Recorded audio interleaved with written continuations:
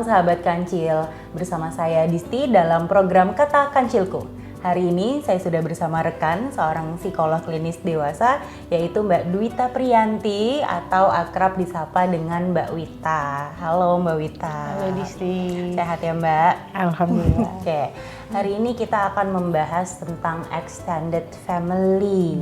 Nah, apa itu dan bagaimana kaitannya dengan pengasuhan anak?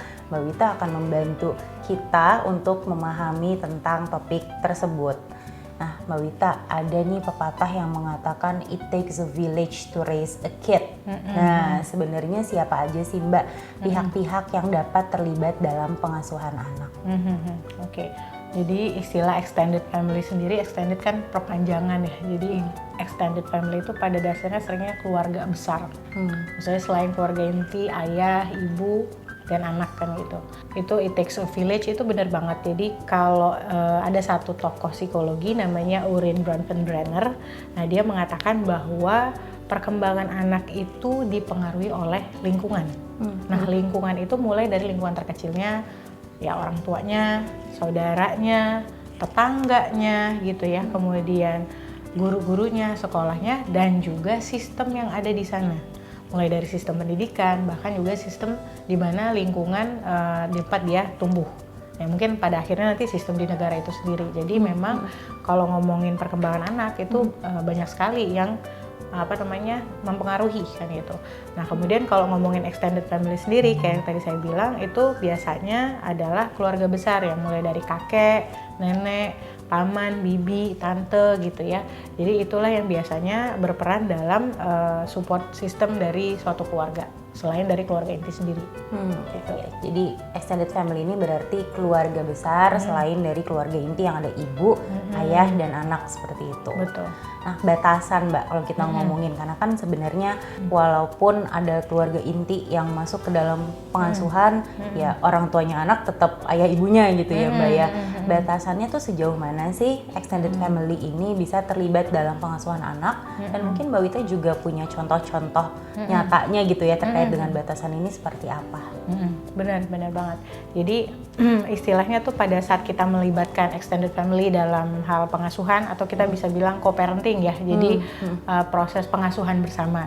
Tapi sebenarnya tidak benar-benar bersama gitu. Karena yang pertama prinsipnya dalam co-parenting itu kuasa itu tetap terletak pada tangan orang tua, gitu. Jadi mau anaknya seperti apa, value-nya seperti apa, nilai yang mau diterapkan ke anak itu tetap yang menentukan adalah orang tua. Nah, jadi kalau kita mau ngomongin batasan co-parenting, kita bisa mulai dari situ. Jadi sering sekali juga tuh seringkali nitipin anak atau bantuin jagain anak sih, tapi nggak dipakai preambul dulu nih penjelasan mengenai kita tuh maunya pengasuhannya gimana sih gitu. Nah itu dulu tuh yang harus disepakati. Apa aja sih yang bisa disepakati? Yang pertama tuh aturan mungkin. Jadi aturan yang gimana yang mau kita terapkan ke anak kan gitu. Kemudian value atau nilai apa yang pengen kita tanamkan di anak kan gitu. Kemudian rutinitas sehari-hari karena antara satu keluarga dengan keluarga yang lain tentunya beda ya. Antara rutinitasnya, nilai-nilai yang mereka anggap penting itu akan sangat berbeda. Jadi gitu, Dis. Oke, jadi batasan ini malah menjadi hal yang paling penting dan mendasar sebelum co-parenting atau keterlibatan extended family dalam pengasuhan ini dilakukan gitu ya Mbak ya. Oke, dan sebenarnya mungkin batasan ini juga diperlukan untuk mengatasi konflik ya Mbak.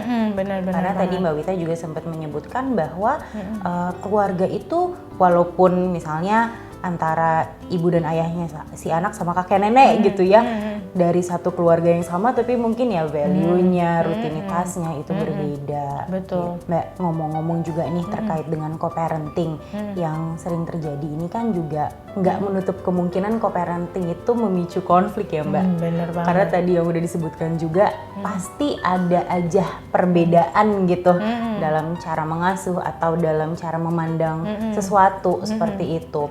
Nah, apa sih sebenarnya yang bisa dilakukan oleh orang tua untuk mengatasi konflik dan mungkin untuk diri atau emosi orang tua sendiri gitu ya? Karena kan kadang-kadang di beberapa situasi tertentu menitipkan atau meminta bantuan extended family untuk mengasuh anak bersama itu nggak menutup kemungkinan harus dilakukan gitu ya. Apa yang bisa dilakukan orang tua untuk mengelola emosi dalam menghadapi konflik co-parenting, Mbak? Oke.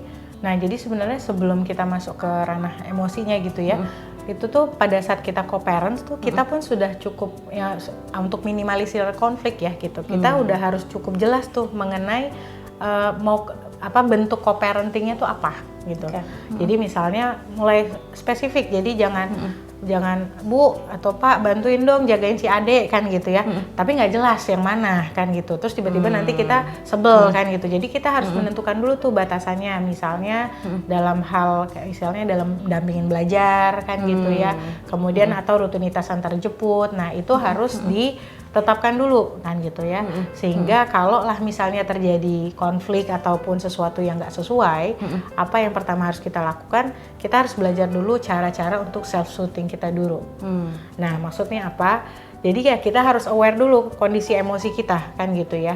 Bagaimana sih kita caranya menenangkan diri sebelum kita ngobrol sama orang tua, mengungkapkan keberatan kita misalnya terkait dengan hal-hal yang mereka lakukan gitu. Nah, jangan berbicara ketika emosi pastinya. Jadi harus belajar dulu tuh gitu.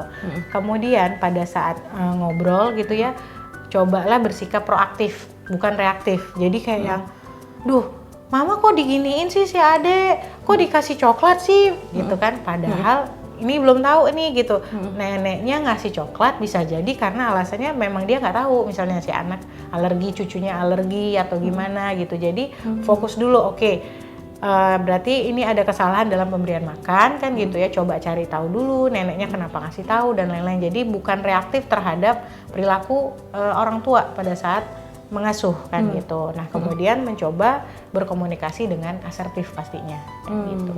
Oke, baik. Nah jadi kalau dari yang tadi Mbak Wita sampaikan adalah sebelum konflik terjadi udah harus konkret dulu sebenarnya bentuk bantuan yang diharapkan apa, perannya sejauh mana yang diinginkan orang tua seperti itu ya. Dan ketika misalnya worst case-nya adalah beneran ada perdebatan, perbedaan ataupun konflik, ya dari orang tuanya sendiri harus bisa self-soothing dulu, meredakan emosi sendiri dulu agar bisa bertindak secara proaktif bukan reaktif. Betul. Gitu. Tadi Mbak Wita sempat menyinggung terkait dengan berkomunikasi yang asertif dengan orang lain yang terlibat.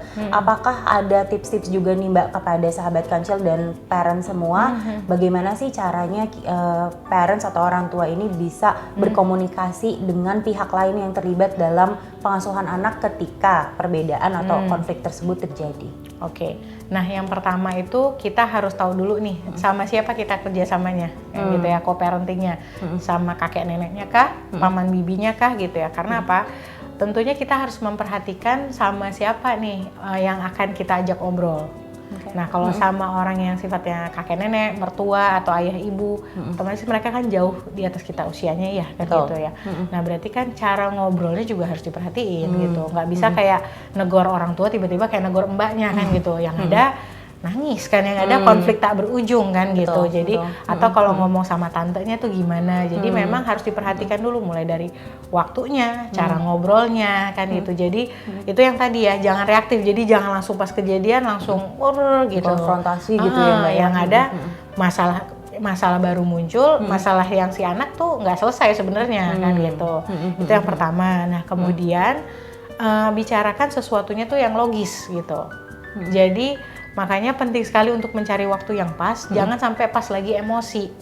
Karena nanti yang ada ngerembet, mama ini dulu kayak gitu juga ke aku, nggak pernah mau perhatiin. Ini padahal emosinya emosi masalah ibunya dulu nih kan gitu. Betul. Ini bukan masalah sama cucunya kan. Loh kok jadi kebawa ke sini. Dan si nenek pun ngerasa, kamu nih gimana sih, udah bagus nih dijagain. Nah yang ada malah konflik berkepanjangan kan gitu. Jadi memang harus yang dibicarakan tuh sesuatu yang logika dan memang fokusnya mencari solusi, bukan menyelesaikan emosi yang tidak selesai di masa dulu kan gitu. Nah karena ini memang sangat berkaitan ya Disti ya kan gitu. Gitu sih kira-kira kalau untuk komunikasi asertif ya. Oke. Ya jadi dalam melakukan komunikasi asertif ini harus tahu level ya orang yang kita ajak diskusi ini siapa gitu. Biar kita juga bisa menyesuaikan gaya komunikasi kita dan juga tadi yang terkait dengan harus fokus banget karena akan sangat sensitif ya Mbak ya, betul. ketika kita berhubungan dengan keluarga besar gitu ya, banyak aspek-aspek lain yang mungkin bisa kebawa gitu. Kalau Mbak dalam konflik ini tidak ditemukan titik temu, sebenarnya butuh nggak sih untuk ada mediasi dari pihak lain misalnya Mbak? Nah, pada dasarnya kan gini ya, anak itu tanggung jawab utamanya orang tua kan gitu. Kalau memang sudah mengusahakan membicarakan kesepakatan gitu ya, mencoba ngobrol dengan asertif, ternyata value kita beda jauh nih gitu ya, berarti kita nggak bisa memaksakan kan gitu. Karena ya memang anak ini bukan tanggung jawab kakek nenek atau paman bibinya kan gitu. Ketika itu memang sudah terjadi dan kalau dipaksakan malah justru konflik berkepanjangan, maka nggak mau ya kita mungkin harus mempertimbangkan bantuan lain, misalnya daycare ataupun babysitter yang lain-lain ya, karena memang nggak semua, mereka juga nggak bertanggung jawab sepenuhnya ya terhadap bagaimana si anak ini mau dibesarkan kan gitu. Oke, jadi sebenarnya kalau memang tidak ada titik temu di antara orang tua dan extended family yang terlibat dalam pengasuhan, bisa dipikirkan opsi lain seperti itu ya Mbak. Betul. Oke, Mbak Wita, adakah tips-tips atau hal-hal lain yang sebenarnya perlu diperhatikan dalam ketika orang tua melibatkan extended family dalam pengasuhan? Yang pasti gini, pertama orang tua itu harus punya perencanaannya dulu, alias tuh kayak blueprintnya nih pengasuhannya mau gimana kan gitu. Nah blueprintnya tuh jangan setengah-tengah, ini besarin anak lagi, minimal tuh kayak dalam hal 1-5 tahun nih rencananya begini-begini mah kan gitu. Karena kita mau nggak mau tuh perkembangan antara zaman extended family kakek nenek, paman bibi itu kan ada perkembangan ya gitu, berbeda gitu. Betul. Jadi jangan salahkan mereka juga kalau tiba-tiba mereka menerapkan dengan cara mereka.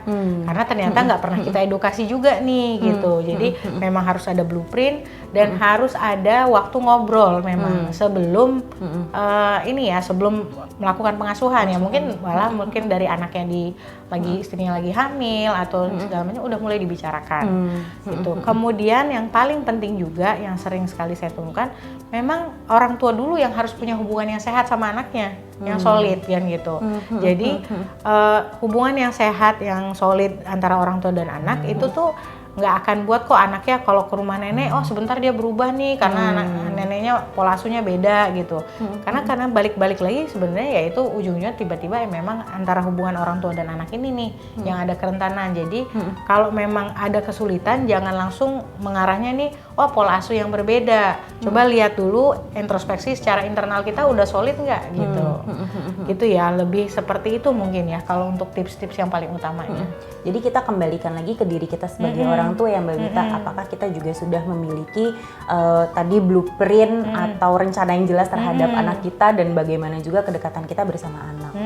Mbak Wita, kalau aku simpulkan dari apa yang sudah kita diskusikan bersama di episode kali ini, pada intinya orang tua itu tetap memegang peranan yang paling utama dalam pengasuhan. Betul. Walaupun memang pengasuhan itu tidak mudah untuk dilakukan sendiri dan terkadang kita juga membutuhkan orang lain untuk membantu. Tapi membantu ini bukan sebagai pengganti orang tua seperti itu ya Mbak Wita ya.